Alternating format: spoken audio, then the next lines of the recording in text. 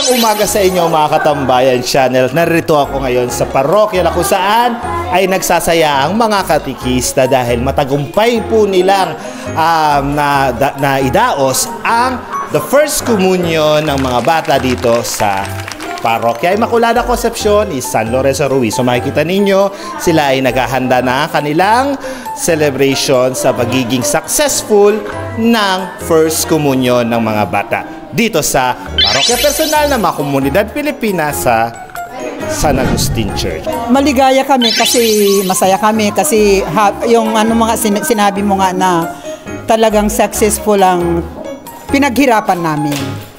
Bukod sa araw ng Panginoon, talagang araw ko din.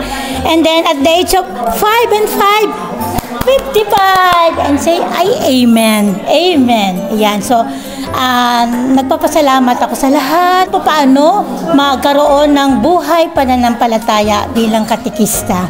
Kaya ako nagpapasalamat sa aking mga kapamilya at nakilala ko rin itong aking kaibigang si Ivan since kami magkasama sa Metropolitan. Yun lang masasabi ko, and God bless us. Napakasaya at buhay na buhay ang kanilang mga sarili sa paglilingkod, no, sa parokya. Tabayanan natin ang mga susunod pang magaganap dito sa Filipino community. Ako si Crow TV, ang inyong Katambayan Channel.